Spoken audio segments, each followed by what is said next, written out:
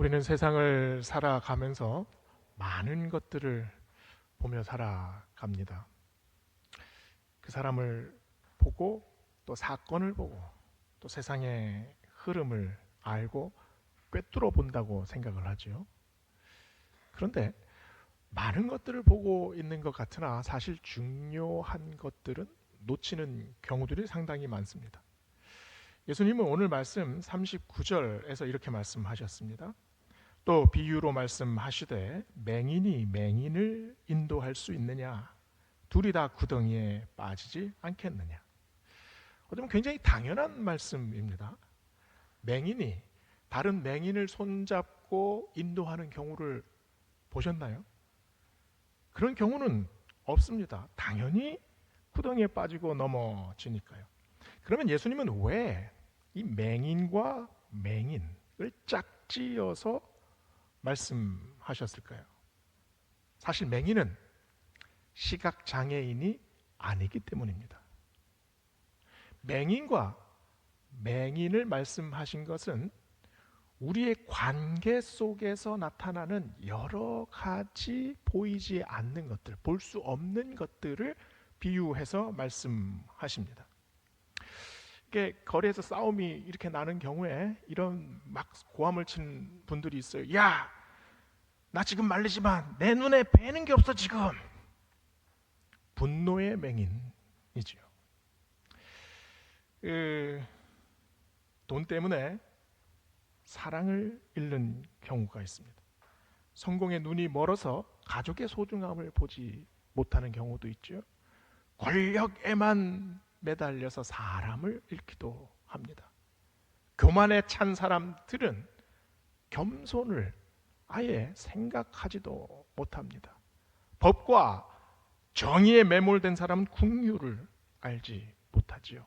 과거에 매달린 사람들은 현재를 잃어버립니다. 두려움에 꽉 찬 사람들은 자기한테 다가오는 기회를 놓치는 경우가 허다합니다. 그런데 이렇게 눈먼 사람들이 혼자 걸어가면 뭐 문제될 게 뭐가 있겠습니까? 그런데 눈먼 사람들은 혼자 걷는 경우가 없습니다. 꼭 누구를 만나요. 이게 전염이 되잖아요. 분노는 또 다른 분노를 만들어냅니다. 미움은 또 다른 미움을 만들어내고요. 교만은 또 역시 또 다른 교만을 만들어냅니다. 맹인이 계속해서 또 다른 맹인들을 만들어내는 거지요. 그 맹인이 가는 곳마다 그 맹인이 손을 잡는 사람마다 똑같이 맹인으로 변해집니다. 이게 자꾸 그 연쇄 반응이 일어나는 거죠. 그러나 이런 현상과 정반대되는 경우도 있습니다. 예수님께서 40절에서 이렇게 말씀하셨어요. 제자가 그 선생보다 높지 못하나 무릇 온전하게 된 자는 그 선생과 같으리라. 예수님은 지금 맹인과 맹인의 관계를 지금 제자와 스승의 관계로 변화시키십니다. 우리는 누구나 맹인입니다. 그러나 내가 하나라도 깨우치면, 내가 하나라도 깊이 깨닫기 시작하면 그 순간 나는 스승이 됩니다. 왜냐하면 아무리 대단한 스승도 한때는 제자였기 때문입니다. 소크라테스는 이것을 삼파술이라고 했지요. 삼파술이 뭡니까? 애를 잘 낳게 하는 방법. 그걸 그 제자와 얘기를 하면서 진리에 도달하게 하지요. 애를 낳는 여인에게 그 전에 아무리 백날 설명해봐야 어떻게 애를 낳는지 감도 잡히지 않습니다. 그러나 애를 낳는 순간 땀을 흘리고 고통 속에 들어가고 막 고함을 치고 이러면서 어떻게 애를 낳아야 되는지 하나하나 습득해 나가지 않습니까? 삼파술은 그 고통 속으로 같이 들어갑니다. 그리고 그 옆에서 손을 잡아주고 힘을 불어넣어 주어요. 그래서 이 진리를 새롭게 깨닫게 나는 과정에 동참한다는 말 아닙니까? 헬렌 켈러를 이야기를 할 때 우리는 앤 설리반 선생님을 항상 생각하지요. 헬렌을 이 설리반 선생님과 떼놓고는 도저히 설명이 안 되는 그런 관계예요. 이 헬렌 켈러는 태어나면서 그 한 몇 달 안에 굉장히 고열 때문에 고생을 했습니다. 그래서 시력과 청각을 완전히 잃어버려요. 시력과 청각을 잃어버린 사람은 말을 배울 수가 없습니다.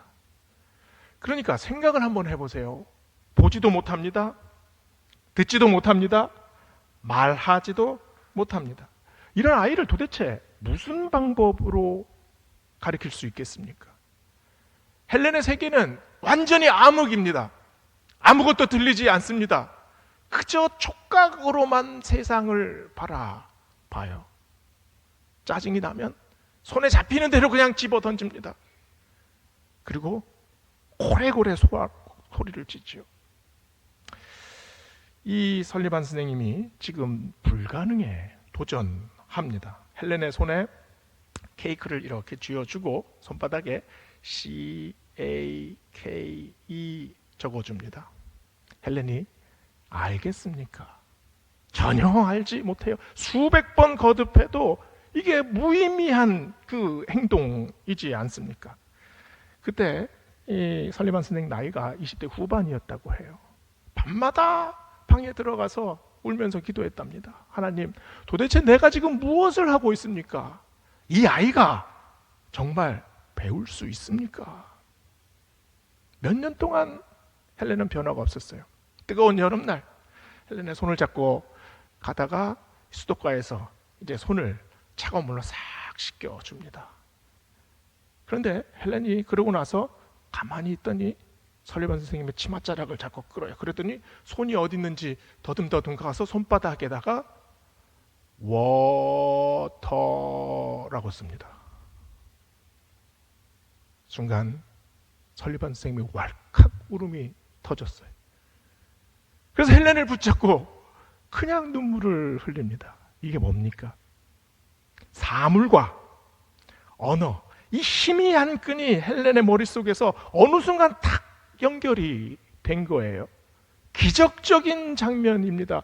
그때부터 헬렌은 폭발적으로 손바닥을 갖다가서 여기다 계속 이게 뭐냐고 묻습니다. 그래서 설리반 선생님이 계속 그 단어를 써주지요. 이게 제자가 또 스승이 되는 과정 아니겠습니까?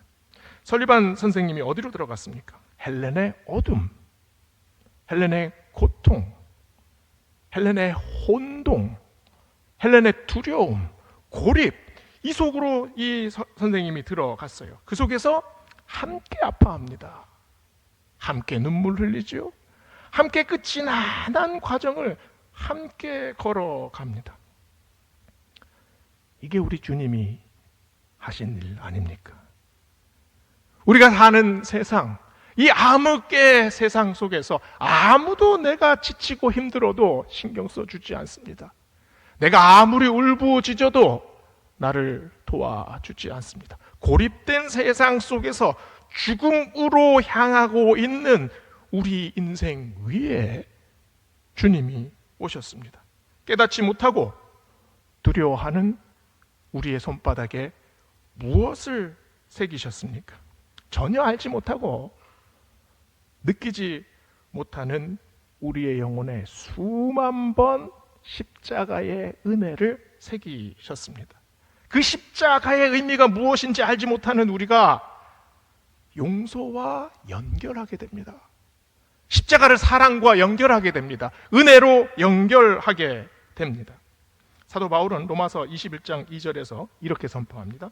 너희는 이 세대를 본받지 말고 오직 마음을 새롭게 함으로 변화를 받아 하나님의 선하시고 기뻐하시고 온전하신 뜻이 무엇인지 분별하도록 하라.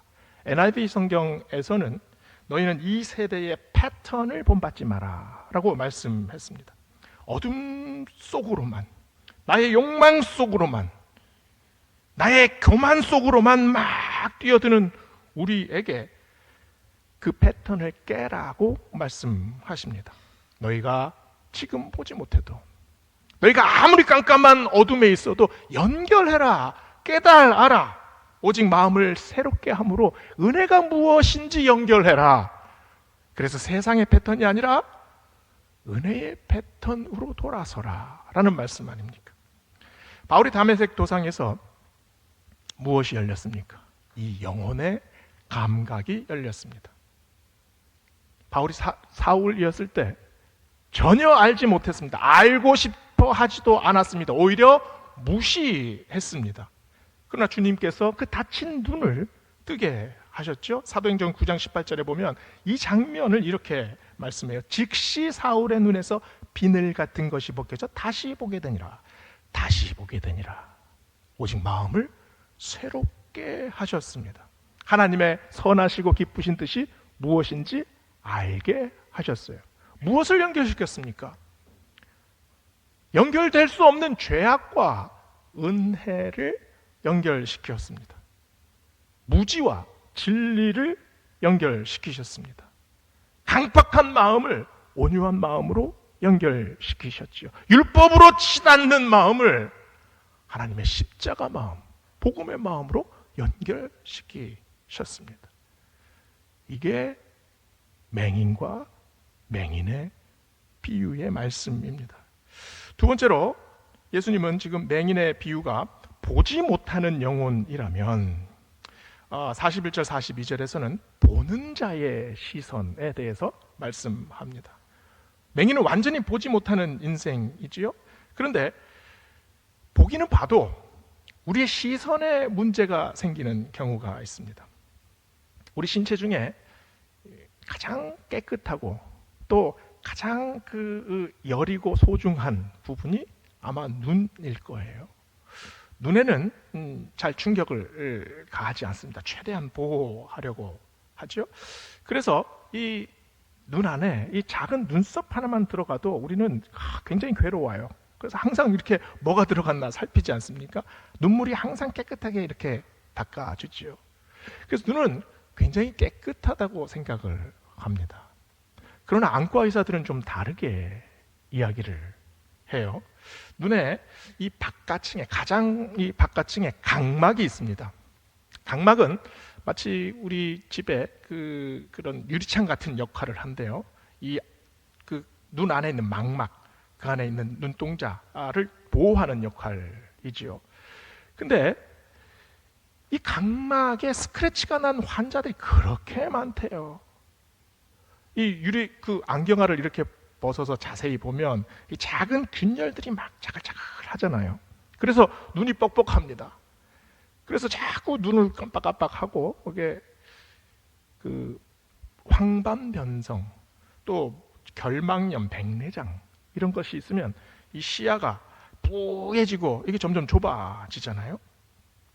예수님이 오늘 하시는 말씀을 들어보세요. 어찌하여 형제의 눈 속에 있는 티는 보고 너의 눈 속에 있는 들보는 깨닫지 못하느냐. 외식하는 자여, 먼저 너의 눈 속에서 들보를 빼라. 그 후에야 네가 밝히 보고 형제의 눈 속에 있는 티를 빼리라. 티끌은 눈에 보이지도 않습니다. 그런데 들보는 커다란 기둥이에요. 이 말씀을 들으면 네 안에 있는 문제가 이렇게 큰데 왜 남들의 작은 문제를 탓하느냐? 라는 말씀처럼 들립니다. 그러면 왜 예수님은 그 단점의 비교를 왜 눈 안에서 찾으시려고 했을까요? 르네 마그리트라는 화가가 있습니다. 이 눈에 대한 그림을 많이 그렸는데요. 이 큰 캔버스에 눈알 하나만 커다랗게 그렸어요. 자세하게 이게 들여다 보면 그 눈동자 안에 파란 하늘이 펼쳐져 있고 또 구름이 이렇게 떠가고 있습니다. 근데 그 그림의 제목이 잘못된 거울이에요. 이게 무슨 뜻일까요? 그 그림을 가만히 보고 있으면 내가 작품 속에 나타난 눈을 보고 있는데 그 눈이 또 나를 보고 있다는 착각에 빠집니다. 도대체 누가 보는 자이고 누가 보여지는 자입니까? 잘못된 창문, 무엇을 말하는 걸까요? 우리는 자신의 눈을 잘 관찰을 하지 않습니다. 대신에 다른 사람들의 행동은 아주 유심하게 관찰하지요.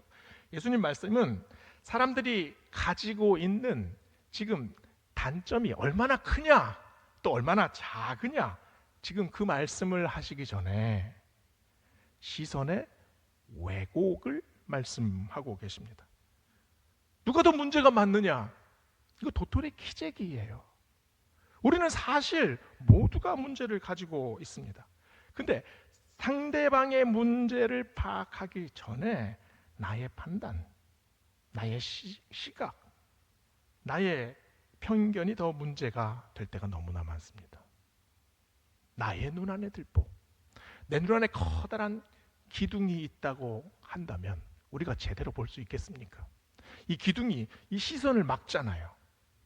그래서 전체적인 윤곽을 제대로 파악하지 못합니다. 그래서 아주 시선이 자꾸 좁아지게 되죠. 맹인의 비유, 맹인과 맹인의 비유가 아예 보지 못하는 사람들에 대한 말씀이라면 티끌과 들보에 대한 말씀은 잘못 보는, 왜곡해서 보는 현상에 대해서 말씀하고 있습니다. 우리가 완전히 깨끗하고 완전히 중립적이고 그리고 완전히 순수한 시선을 가질 수 있습니까? 그렇게 볼 수 있는 사람은 없습니다. 어쩔 수 없이 우리는 우리가 가지고 경험한 내용을 가지고 또 우리가 가지고 있는 편견을 가지고 세상을 바라봅니다. 우리가 경험한 렌즈가 있지요. 그 렌즈가 커다란 기둥 같은 들보의 렌즈이든 아주 작은 티끌과 같은 렌즈이든 우리는 어쨌든 이런 렌즈를 통해서 세상을 바라볼 수밖에 없습니다. 그러나 그 렌즈 중에서 들보의 렌즈를 택하든 티끌의 렌즈를 택하든 그건 우리의 선택입니다. 마트 진열대에 가서 과자를 사려고 할 때 이 과자 그 봉지에 굉장히 아주 먹음직스럽게 이 과자들을 막 이렇게 그려놨잖아요. 근데 집에 와가지고 탁 뜯어보면은 이게 다야. 이게 비쩍 마른 그 과자에 그냥 그 초코를 발랐는데 슬쩍 묻혀놓은 것처럼 이렇게 해놓을 때가 있어요. 언젠가 일본에 갔는데요. 일본의 편의점에 가서 이게 과자 봉지 중에 이 투명한 셀로판지로 동그랗게 해놓은 과자 봉지가 있더라고요. 그 투명한 셀로판지로 과자 봉지 안에 있는 내용을 전부 볼 수 있어요. 심지어 굉장히 얇아가지고 손끝으로 이렇게 그 과자를 만져볼 수도 있더라고요. 이게 무엇을 말하고 있습니까? 겉과 속이 일치한다는 거죠. 그래서 직접 보고 느껴보라는 말입니다. 우리가 이 과자 봉지처럼 우리의 속마음을 열어 젖힐 수 있으면 얼마나 좋겠습니까? 너의 손을 내 가슴에 집어넣어서 내 마음이 어떤지 한번 만져보라. 이렇게 말할 수 있으면 얼마나 좋겠습니까? 그러나 우리는 우리의 마음을 보여주지 못합니다. 오직 보여줄 수 있는 것은 사랑뿐이에요. 우리의 말과 우리의 행동을 통해서 내 마음이 이렇게 전달돼야 하지 않겠습니까? 며느리와 시어머니가 대화를 합니다. 어머니, 한빈이 아빠가 글쎄 어제 이런 말을 했어요. 이거 좀 너무하지 않아요? 아유, 그래, 그건 잘못했네. 근데 한빈이 아빠가 요새 너무 정신이 없어서 그래. 내가 좀 더 챙기마. 도대체 한빈이 아빠는 무슨 말을 했을까요? 근데 무슨 말을 했는지를 자꾸 파고들기 시작하면 문제가 생깁니다. 팩트는 전혀 중요하지가 않아요. 우리가 팩트라고 생각하는 것은 사실 팩트가 아닙니다. 우리의 필터를 통해서 우리가 해석하는 거지요. 중요한 것은 사랑의 마음입니다. 그 사람이 이런 말을 하고 이런 행동을 했을 때 그 뒷면에 있는 이유까지 알아가려는 마음, 이게 사랑의 렌즈 아닙니까? 눈에 보이는 것과 눈에 보이지 않는 것이 있습니다. 눈으로 우리는 보고 싶은 것만 보려고 하기 때문이죠. 만약에 우리에게 눈이 없다면 우리는 어떻게 이해할 수 있을까요? 화려한 꽃, 아주 그냥 그 아름다운 그 꽃을 보고 우리는 향으로 더 진한 꽃의 본질에 다가가게 됩니다. 사람을 만날 때 사람의 겉모양으로 판단하지 않고 오히려 그 마음의 중심으로 들어가겠죠. 상담을 오래 하신 분들은 이런 말씀을 합니다. 우울증 환자들을 만나요. 그러면 그분들의 모습이 굉장히 무기력해 보입니다. 그리고 또 의기소침하고 이게 행동까지도 느릿느릿 이렇게 보입니다. 그러나 그분들의 마음을 계속해서 읽어가고 또 대화하고 그 깊이로 들어가게 되면 그 안에 불안과 분노를 발견하게 됩니다. 잔잔한 호수처럼 고요해 보이죠. 그러나 그 밑에는 막 부글부글 끓는, 언제 터질지 모르는 화산이 있다는 것을 발견하게 돼요. 모든 현상에는 이면이 있지 않습니까? 절망하고 포기한 사람, 그 사람의 마음은 다시 일어서고 싶다라는 갈망이 있어요. 사고 뭉치로 그냥 이리저리 문제 많은 그 학생들의 마음은 다시 한번 누가 나를 잡아줬으면 좋겠다. 내 꺾인 꿈이 다시 한번 나를 일으켰으면 좋겠다. 이런 마음이 있잖아요.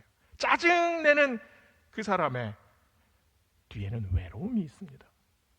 분노하는 사람, 그 사람의 뒤에는 깊은 상처가 있죠. 우리는 자꾸 사람들의 껍데기만 봅니다. 그 껍데기 안에 흐르는 그 사람만의 이유, 그 사람만의 이야기로 자꾸 들어가야 하지 않겠습니까?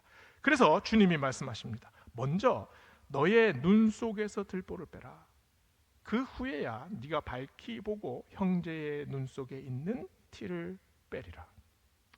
있는 그대로 볼 수 있는 눈은 세상에 없습니다. 우리의 필터를 점점 계속해서 새롭게 만들어야 합니다. 나이가 들어가면서 이게 사람을 보는 관점들이 조금씩 변하지 않습니까? 젊었을 때는 굉장히 빛나는 사람, 또 막 능력이 막 대단한 사람, 또 멋있는 사람, 이런 사람들이 눈에 팍팍 들어와요. 근데 점점 세월을 알아가기 시작하고 인생의 의미를 조금씩 느끼기 시작하면 그런 사람들보다 잘 보이지는 않지만 겸손한 사람, 그리고 그 안에서 나름대로 성실하게 자기 일을 계속해서 감당해내는 사람, 이런 사람들이 눈에 들어오지 않습니까? 이 마음이 하나님의 마음이잖아요. 하나님은 정말 인생이 막 빛나는 사람, 출중한 사람, 능력이 대단한 사람, 이런 사람을 쓰시기보다는 한번 깨진 사람, 실패한 사람, 눈물 흘리는 사람, 아픔을 아는 사람, 그 사람을 더 어여뻐하십니다. 왜냐하면 그 사람들에게는 하나님에 대한 신뢰가 있기 때문입니다. 인생에서 내가 한번 넘어졌으나 그 안에서 하나님과 함께 일어선 경험이 있기 때문이잖아요. 주님은 우리 눈에 들보를 빼라고 말씀하셨습니다. 그러나 우리 안에 있는 고정관념과 선입관 완전히 걷어낼 수 없습니다. 이 들보를 도대체 어떻게 빼낼 수 있습니까? 빼낼 수 없다면 우리는 변화시킬 수는 있습니다. 솔로몬이 성전을 지으고 나서 성전 안에 이 거대한 두 기둥을 세웠어요. 우리 강단에도 기둥이 두 개 있잖아요. 저는 이 두 기둥을 볼 때마다 성전 안에 세워진 그 야긴과 보아스의 기둥이 생각이 납니다. 야긴, 하나님이 세우리라. 보아스, 하나님이 힘이 되리라. 그 두 기둥이 성전을 지탱합니다. 바울 사도는 너희가 그리스도의 몸인 줄을 깨닫지 못하느냐라고 말씀하셨습니다. 그리스도의 성전인 우리, 그 성전에 세워진 그 두 가지 기둥, 그 두 가지 기둥으로 우리가 봐야 하지 않겠습니까? 세상에서 말하는 그런 들보의 눈으로 보는 것이 아니라 하나님의 성전인 렌즈, 하나님께서 보시는 바로 그 눈으로 우리도 보려고 하지 않겠습니까? 그게 바로 야긴과 보아스의 렌즈 아니겠어요? 나보다 더 아픈 사람, 나보다 더 큰 일을 당한 사람, 그 슬픔에 일어나지 못하는 사람, 하나님의 눈으로 보면 그 이유를 좀 더 깊이 알아가게 됩니다. 오늘 이 말씀을 통해서 주여 내 눈을 열어주소서, 세상의 들보가 아니라 하나님의 성전 기둥, 그 렌즈로 사람을 바라볼 수 있도록 우리를 변화시켜 주소서. 이 마음이 우리에게 임하기를 주의 이름으로 축원합니다. 마지막으로 예수님은 사람의 시각과 시선을 이제 또 다른 곳으로 이동하세요. 오늘 본문을 가만히 보면 맹인과 맹인의 비유로 시작을 하셨어요. 그 다음에는 티끌과 들보의 얘기를 하셨어요. 그런데 마지막 부분에는 갑자기 뜬금없이 나무의 이야기로 급진전이 됩니다. 이게 무슨 의미일까요? 우리의 시선에 문제가 있죠. 그런데 그 시선의 문제를 이제 우리 인생의 본질적인 문제로 연결시키고 있습니다. 우리가 보는 것은 마음으로 연결이 됩니다. 마음에 있는 것은 우리 존재의 뿌리로 연결될 수밖에 없죠. 오늘 말씀에 나오는 내용은 너무나 단순합니다. 좋은 나무는 좋은 열매를 맺을 수밖에 없다. 나쁜 나무는 나쁜 열매를 맺을 수밖에 없다. 너무 당연한 말씀이에요. 나무는 그렇죠. 근데 이걸 사람에게 적용해 보세요. 이 말씀을 나에게 적용해 보세요. 그러면 당황스럽습니다. 왜냐하면 나는 좋은 나무인가를 되묻게 되거든요. 나는 좋은 나무인가? 나는 정말 좋은 나무입니다. 난 내 평생에 이렇게 좋은 열매들을 많이 맺었습니다 라고 말할 수 있는 사람은 누구입니까? 아마 아무도 없을 거예요. 오늘 말씀을 쭉 돌아보면 우리는 내 눈 안에 있는 시선 하나도 바꾸지 못합니다. 이 시선 하나도 변화시키지 못하는 게 우리예요. 그런데 우리가 우리 존재를 어떻게 변화시킬 수 있겠습니까? 주님은 지금 우리에게 무엇을 요구하십니까? 삼손을 아실 겁니다. 삼손은, 저는 삼손의 이야기가 사사기에 왜 가장 많은 그 4장에 걸쳐서 삼손의 얘기가 나오거든요. 왜 그렇게 많은 그 장면을 할애했는지를 조금 이해를 못하겠어요. 삼손의 모습은 자기 마음대로 살아가는 자의 모습을 보여줍니다. 맨날 여자 꽁무니만 쫓아다녀요. 화가 나면은 그냥 막 휘두르고 모든 것을 다 그냥 뒤집어 엎습니다. 마지막에 어떻게 됩니까? 머리가 빡빡 깎입니다. 두 눈이 다 뽑혀요. 힘을 완전히 잃습니다. 어쩌면 사사기에 나오는 자기 소견대로 행하였더라라는 그 말씀 그대로의 모습이 삼손의 모습처럼 보여요. 그러나 마지막에 삼손이 무엇을 무너뜨립니까? 다곤 신전에 들어가서 그 거대한 두 기둥을 두 손에 붙잡고 마지막에 기도합니다. 하나님, 제가 이렇게 살았습니다. 제 인생이 이렇게 흐트러졌습니다. 제 마음대로 살았습니다. 내 욕망대로 살았습니다. 내가 하고 싶은 대로 살았습니다. 그러나 마지막에 나에게 힘을 한 번만이라도 주십시오. 그러면 이 우상 신전의 기둥을 제가 무너뜨리겠습니다. 내 안에 있는 들보를 도저히 무너뜨릴 수가 밖에 없던 그 들보를 무너뜨릴 수 있는 힘을 허락하여 주시옵소서. 이게 삼손의 기도잖아요. 우리가 우리 힘으로 우리의 존재를 변화시킬 수 없습니다. 그러나 하나님께서 우리에게 그 힘을 허락하십니다. 이게 좋은 나무의 비유 아닙니까? 우리가 어떻게 좋은 나무가 됩니까? 그러나 하나님께서 우리를 좋은 나무로 만들어 주시고 인정해 주십니다. 시편 1장의 내용이 시편 1장에 나오는 나무, 어떤 나무가 나옵니까? 시냇가에 심기운 나무, 시절을 쫓아 열매를 맺는 나무, 그리고 그 잎사귀가 마르지 않는 나무. 우리가 붙잡는 것은 우리의 힘이 아닙니다. 주님께서 우리를 그렇게 변화시켜 주시는 새 힘 아닙니까? 오늘 말씀을 통해서 우리가 다시 고백합시다. 주님, 저의 이 맹인 같은 이 눈을 열어주시옵소서. 새로운 것을 보게 하여 주시옵소서. 내 눈 안에 있는 이 커다란 들보, 내가 빼낼 수 없습니다. 대신에 이 들보를 성전 기둥으로 변화시켜 주시옵소서. 그래서 내가 하나님이 심으신 바로 그 시냇가에 심기운 그 나무 될 수 있도록 하나님 다듬어 주시옵소서. 이 기도로 나아가는 우리 모두가 되시기를 주의 이름으로 축원합니다. 기도하시겠습니다.